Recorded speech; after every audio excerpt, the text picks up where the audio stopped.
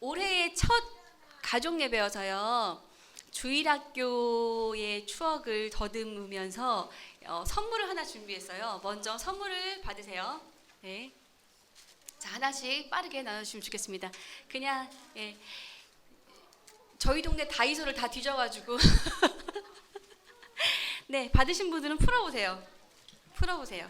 다 여러 가지예요. 한 가지로만 이 수량을 채울 수가 없어가지고 여러 모양의 거울을 준비했습니다. 거울, 네, 거울이에요. 네, 네, 네, 옆으로 쭉쭉쭉쭉. 네,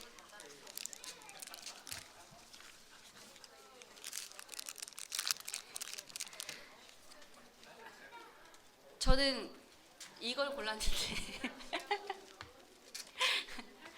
네, 네, 거울이 한번 거울 보세요. 거울.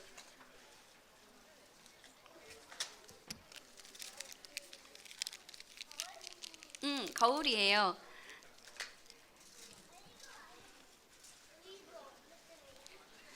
오늘 설교 제목이 거울 앞에 서기거든요. 일단 거울 앞에 앉아서 시작하도록 하겠습니다. 네, 네, 네. 수연님 대충 쭉쭉 돌려주세요. 아, 이게 그러니까 아이들에게 조금 더 어울릴 만한 거 돌리고 어른들에게 좀 더 어울릴 만한 거 돌리는 이런 세심한 배려가 있는 청년부입니다.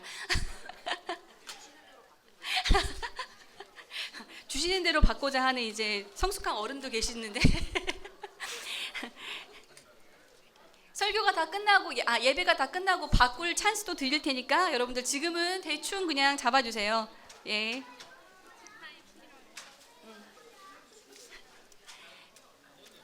이 많은 분들을 위한 거울이어서 네, 그리 비싸지 않은 거울로 준비했습니다, 여러분. 됐나요? 자, 거울 한번 봐보세요. 뜯어서 거울 한번 봐보세요. 어때요? 괜찮아요? 내가 머릿속에 상상하던 내 모습과 같아요? 얼굴이 이만해요. 다 화들짝 놀라는 분도 계시네요. 자, 여러분은 하루에 거울을 얼마나 보세요? 4번이요, 장로님? 네, 어떻게 4번인가요? 밥 먹고 난 다음에 아침에 일어나서 네, 네, 4번. 되게 적게 보시는 편에 속하신 것 같은데, 네, 그렇죠. 저도 거울을 많이 보는 편은 아닌데 하루 종일 거울을 안 보고 돌아다니다가 저녁에 집에 딱 왔을 때 현관문을 열고 신발장 위에 거울과 눈이 마주치는 순간 화들짝 놀랄 때가 있어요. 이러고 하루 종일 돌아다녔던 거야? 이러면서 진짜 깜짝 놀랄 때가 있는데, 네. 우리가 학교 다닐 때 이런 것이 있다고만 들었던 바로 그 이규보의 동국 이상국집 기억하세요? 어머나. 어머나. 예, 거기에 보면 거울에 대한 이야기가 하나 소개가 되고 있는데 이런 거예요. 아이들을 위해서 제가 조금 쉬운 말로 읽어줄게요. 거사에게, 그러니까 그 숨어있는 은둔 선비에게 거울이 하나 있었는데 먼지가 잔뜩 끼어서 마치 구름에 가려진 달빛처럼 이렇게 뿌옇고 희미했던 거예요. 그런데 이 사람이 아침 저녁으로 그 뿌연 거울을 보면서 막 얼굴을 단장하고 있었던 거죠. 그걸 보고 어떤 나그네가 묻기를, 아니 거울이란 얼굴을 비치는 것이고 그렇지 않으면 지혜로운 사람이 그걸 보고 그 맑음을 취하는 것인데 지금 그대의 거울은 마치 안개 낀 것처럼 희미하고 뿌연데 어떻게 얼굴을 비칠 수가 있소? 왜 그러는 것이요? 하고 물어봤어요. 그때 이 선비가 말하기를, 아니 거울이 잘 보이면 잘생긴 사람들은 좋지만 못생긴 사람들은 꺼려합니다. 그러나 잘생긴 사람은 적고 못생긴 사람이 훨씬 많지요. 그렇죠, 여러분? 만일 못생긴 사람이 한번 들여다보게 된다면 깨뜨리고 말 것입니다. 그러니 먼지가 끼어서 희미한 것만 못하죠. 먼지가 흐리게 한 것은 그 겉만을 흐리게 하지 그 맑은 것 자체를 없애게 하지는 못하니 잘생긴 사람을 만난 뒤에 닦여져도 늦지 않을 겁니다. 옛날 거울을 대한 사람은 그 맑은 것을 취하기 위한 것이었지만 지금 제가 거울을 대하는 것은 그 뿌연 것을 취하려고 하는 것입니다. 이게 뭐 이상합니까? 이렇게 말을 한 거예요. 사실 이 이야기는 못생긴 사람은 흐린 거울을 좋아한다는 재미있는 이야기가 아니라 사실 이것은 고려시대의 시대적인 맥락과 상관이 있는 거예요. 그 고려시대에 무신의 난, 오늘 역사 이야기를 너무 많이 하는데 무신의 난이 있었어요. 그때 일부의 문신들은 도피를 하고 일부는 무신들과 타협해서 남아있는 문신들이 있었는데 이규보는 이 현실을 회피하고 운둔하는 문신들에게 먼지가 끼어도 거울은 거울이다. 부정적인 현실을 받아들인다고 사람의 본성이 나빠지는 것은 아니다. 뭐 이런 현실 타협적인 입장을 지금 말하고 있는 것입니다. 정말 흐려도 잘 안 보여도 거울일까요? 거울일까요? 네. 거울이라는 말은 원래 거꾸로라는 말의 거구루에서 나왔다고 합니다.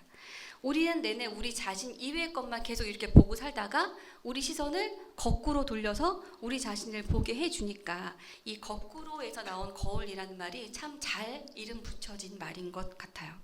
우리 시선을 거꾸로 돌려서 우리 자신을 잘 보게 해야 그때서야 비로소 진정한 거울이라 할 수 있겠습니다.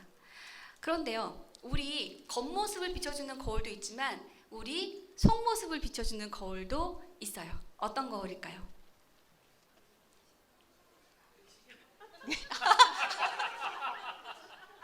상상 못한 대답이 나왔어요.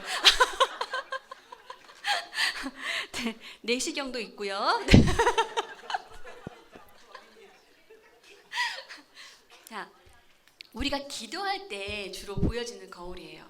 물론 맛있게 밥 먹겠습니다 라고 기도할 때는 이 거울이 잘 안 보이는데 우리가 자꾸 뭐 해주세요 뭐 해주세요 이렇게 요청만 하는 기도를 주로 하다가 그 기도의 자리에서 조금 더 머물다 보면 하나님이 나에게 말씀하시는 그 순간을 만나게 되고 그때 바로 이 거울을 우리가 맞닥뜨리게 되는 겁니다. 하나님이 보여주시는 거울은 진짜 잘 보이는 거울이에요. 정말 너무 선명해요. 그래서 지금 우리 내면의 상태를 정확하게 짚어서 우리가 지금 어떤 모양에 있는지를 집중 조명해서 환하게 들여다보게 해주시죠. 그래서 이 거울을 마주 대할 때는 상당히 괴로울 때가 많아요. 그런데 괴롭다가 나보다 더 나를 잘 아시는 그 하나님을 깨닫게 되면서 나의 그 약한 모습으로부터 돌이켜서 내가 다시 온전한 상태로 회복하고자 노력하게 되는 거죠. 다니 혹시 그런 거울 본 적 있어요?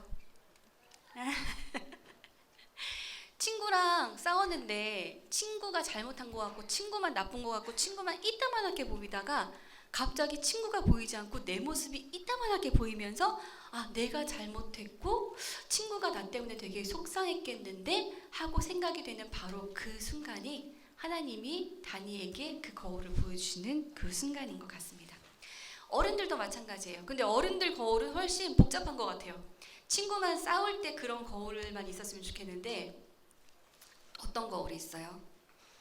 하나님을 온전히 믿지 못하고 또 내가 내 힘대로 해보려고 아동바동 이러고 살았구나 라는 내 상태를 보여줄 때가 있고 또 나는 또 이렇게 미래에 대해서 불안해하고 또 이렇게 무서워하고 이러고 있구나 또 이럴 때가 있고 내가 또 욕심을 또 이렇게 부리고 있네 또 그럴 때가 있고 하나님이 만들어주신 내 모습에 그대로 만족하지 못하고 또 이렇게 다른 사람을 부러워하고 있네 이럴 때가 있고 내가 또 살기 바빠가지고 다른 사람을 잘 돌아보지 못했구나 이번 주에 또 이렇게 여러 사람을 놓치고 살았네 또 이렇게 생각할 때가 있죠. 엄청 복잡한 것 같아요. 어른들의 거울은. 생각해보면 이 거울은 우리가 어때야 되는지, 어떤 삶을 살아가야 되는지를 잘 알고 있을 때 잘 보이는 거울인 것 같습니다. 그래서 하나님의 사람이 어떤 사람이고 그리스도인이라면 어때야 되고 성령의 인도하심을 받는 사람이 어떤 사람인지를 모른다면 하나님과 예수님과 성령에 대한 이해가 바로 있지 않다면 이 거울은 잘 보이지 않는 뿌연 거울이 되는 거예요. 그래서 노란 은행잎인데 이건 병아리구나 이렇게 생각하게 되고, 토마토인데 이건 사과구나 이렇게 생각하는 일들이 벌어지는 거예요. 그러면 결국 하나님, 예수님, 성령님에 대해서 올바른 이해를 가지고 있어야 우리가 이 선명한 거울을 잘 대할 수 있는 것인데, 그러면 하나님은 어떤 하나님이십니까? 하나님은 공평과 정의의 하나님이시죠. 가난한 자와 과부와 고아와 나그네를 귀하게 여기는 하나님이시죠. 그럼 예수님은 어떤 예수님이시죠? 예수님은 생명과 정의와 평화의 예수님. 모든 생명을 다 귀하다 하시고 약한 생명을 지지해 주시고 모든 약한 생명들이 안전하게 살도록 평화의 세상을 만들어 주시는 예수님. 그러면 또 성령님은 어떤 성령님이시죠? 우리는 보통 성령이 이끄는 사람에 대해서 9가지 열매 이런 말을 많이 하잖아요. 주일학교 때 많이 봤던 그림이죠. 9가지 열매 뭐가 있습니까? 네, 기쁨, 사랑, 진실, 선행, 평화, 친절, 온유, 절제, 인내 이런 것들이 있어요. 이런 것들이 있는 사람을 성령의 사람이라고 우리는 교회에서 많이 얘기를 들어왔습니다. 그런데 기존의 많은 보수 교회에서는 이런 성령의 9가지 열매들을 너무 개인적인 차원으로만 만들어서, 그리고 이런 거울을 대하는 것을 너무 사적인 것으로만 만들어서 너무 개인의 자리에만 머물게 하고, 또 반대로 개혁적인 교회에서는 알았으면 그만 기도하고 바깥으로 나가서 활동해 라고 해서 너무 이런 거울을 마주보는 우리의 행위 자체를 너무 가볍게 여기는 경향이 또 있는 거예요. 그런데 사실 이 개인적인 것과 사회적인 것은, 개인 영성과 사회 영성은 결코 분리가 될 수 없습니다. 우리는 개인의 한 사람이면서 사회의 한 구성원이고, 우리는 육체를 가지고 있는 사회 활동을 하는 사람이면서 영적인 사유를 하는 사람들이기 때문에 우리는 이 2가지를 반드시 꼭 같이 가져가야 합니다. 성령의 9가지 열매도 사실 매우 개인적인 것 같지만 굉장히 사회적인 거예요. 본문을 한번 볼까요? 장로님 지금이에요. 읽어주십시오.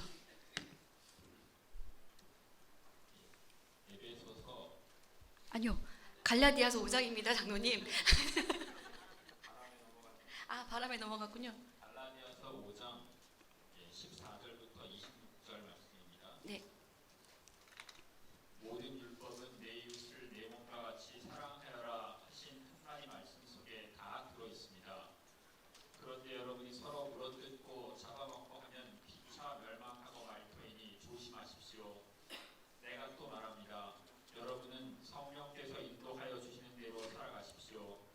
그러면 육체의 욕망을 채우려 하지 않을 것입니다. 육체의 욕망은 성령을 거스르고 성령이 바라시는 것은 육체를 거스릅니다. 이 둘이 서로 적대 관계에 있으므로 여러분은 자기가 원하는 일을 할 수 없게 됩니다. 그런데 여러분이 성령의 인도하심을 따라 살아가면 율법 아래에 있는 것이 아닙니다.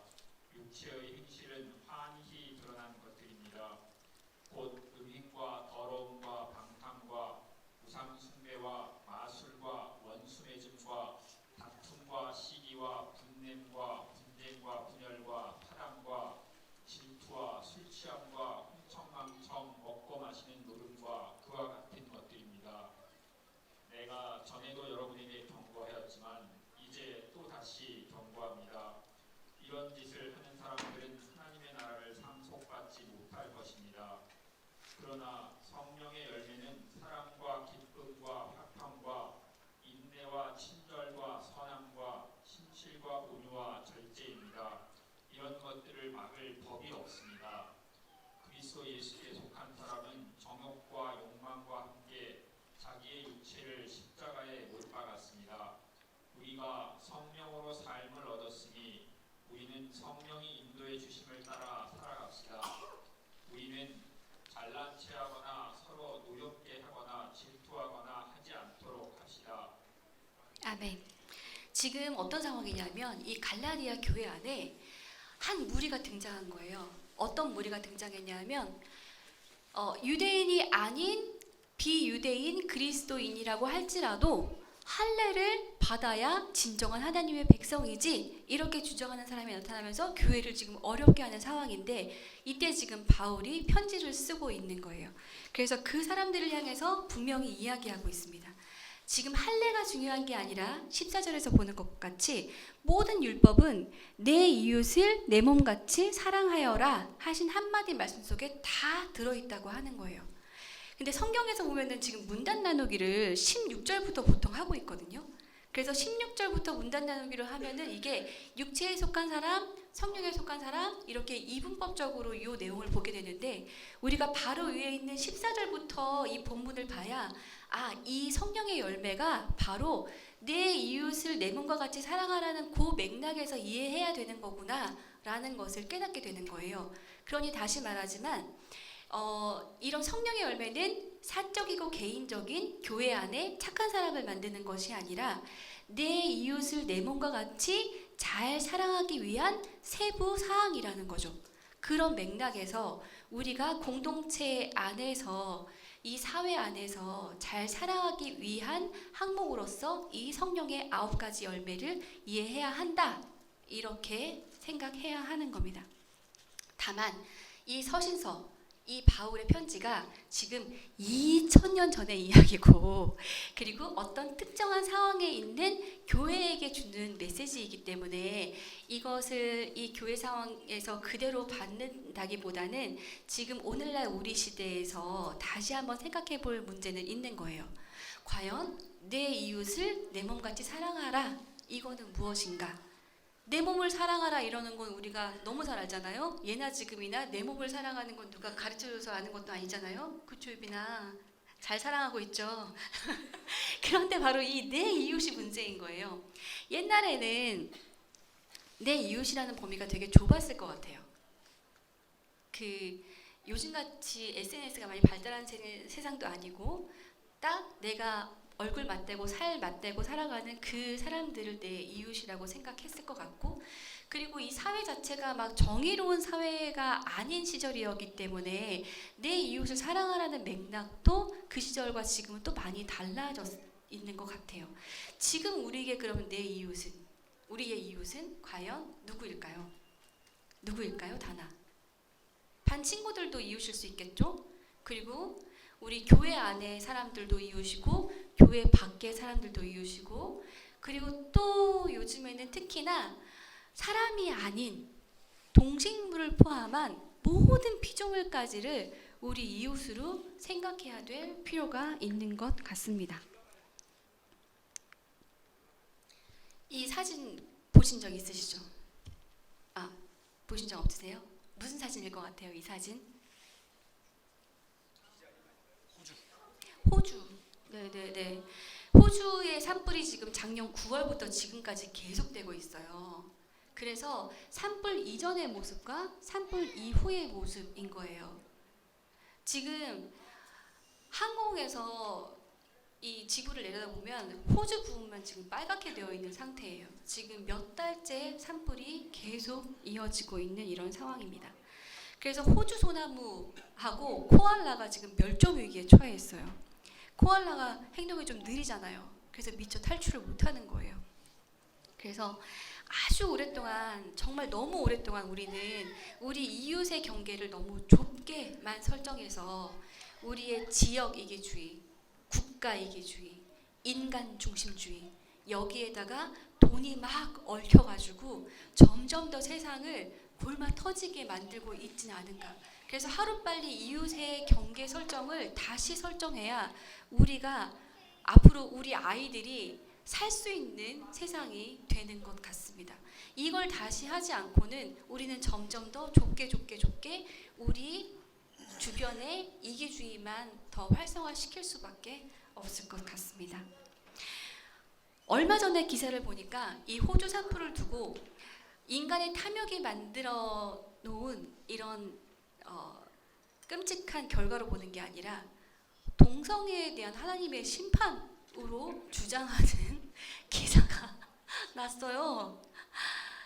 아까 우리가 말했듯이 우리는 항상 거울을 대하고 성찰을 해야 되는데 하나님이 누구신지, 예수님이 누구신지, 성령님이 누구신지에 대해서 바로 알지 못하면 바로 이런 주장을 하는 그런 일이 생기게 되는 것입니다.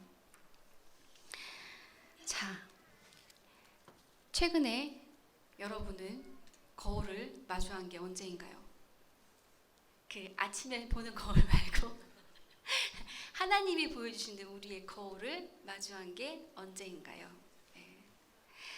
그러니까 우리는 항상 이 하나님의 거울을 마주하면서 우리의 개인적인 것과 우리의 공적인 차원을 다 통합해서 성찰할 수 있어야 할 것 같습니다. 우리가 한 달에 한 번 가족 예배 때도 이 죄 고백의 시간이 있긴 하지만 이때는 우리의 시각에서 너무 잘 알고 있는 우리의 죄를 그냥 말하는 거고 이 하나님이 보여주시는 거울은 우리가 미처 보지 못했던 우리의 시각이 밖으로만 향해 있어서 우리가 보지 못했던 그 하나님과 이웃의 시각으로 우리를 보게 되는 거예요. 하나님의 시선에서 우리를 보게 되고 이웃의 시선에서, 자연의 시선에서, 동물의 시선에서 우리를 보게 되고 약한 자의 시선에서 우리를 보게 되는 거예요. 그래서 우리는 반드시 올바른 신학을 정립하고 있어야 되고 그 올바른 신학을 정립한 상태에서 거울을 자꾸만 마주 대해야 우리가 올바른 하나님의 사람으로 계속 자라갈 수 있을 것 같습니다. 이 처음에 나눠드린 거울 있잖아요. 이것은 물론 우리의 눈, 코, 입을 보여주는 거울이지만 이 거울을 볼 때마다 내가 하나님의 거울을 언제 마주했더라? 너무 오래되진 않았나? 이것을 생각하게 해주는 거울이 되었으면 좋겠어서 거울을 준비해 봤습니다. 예쁘진 않지만 그래도 항상 가방 속에 갖고 다니시면서 거울이 딱 마주칠 때마다 나 하나님하고 마주대야 하고 거울을 본 게 언제지? 이런 생각을 한 번쯤은 꼭 해보는 여러분이 되었으면 좋겠습니다.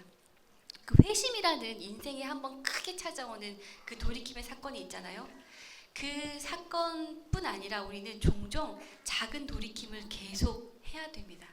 그렇지 않고는 우리는 어느 결에 하나님을 등지고 돌아서 버리고 그리고 세상의 법이 우리를 잡아먹어 버리기 때문에 우리는 항상 돌이키고 수정하고 돌이키고 수정하고 이것을 계속 반복해 가야 할 것 같습니다.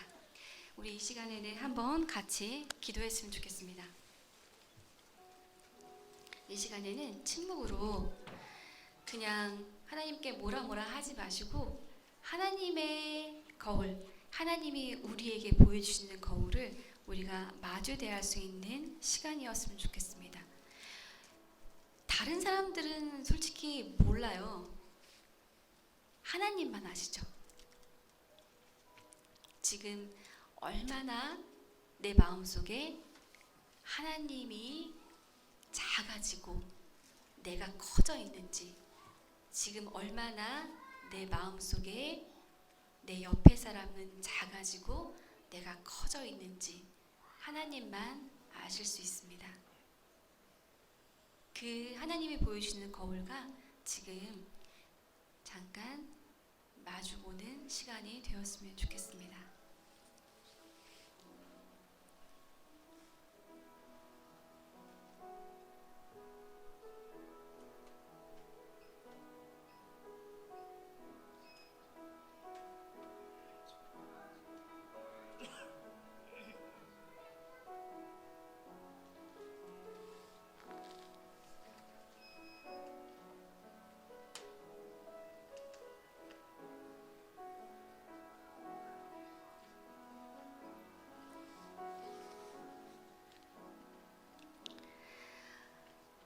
그리고 제가 이제 설교를 준비하다가 하나를 일부러 빠뜨린 게 있어요. 좀 내용이 산만해질까봐 빠뜨렸는데 하나님의 거울은 우리의 약하고 추하고 악한 모습을 드러나게 해주시기도 하지만 우리가 너무 지쳐 있고 상심하고 너무 쪼그라들어 있을 때는 하나님이 그 거울을 통해서 우리를 과하게 예쁘게 보여주시기도 합니다.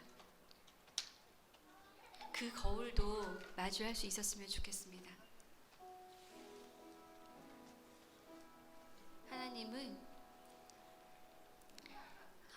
낮아진 자에게는 힘을 주시고 우월감을 가지고 교만한 자들은 낮추셔서 고르게 평평하게 우리의 안을 만들어 주시는 분이십니다.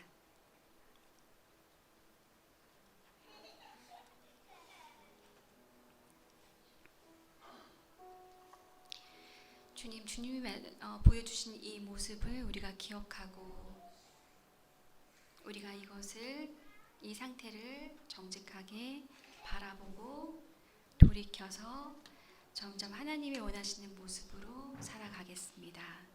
주 예수님 이름으로 기도드립니다.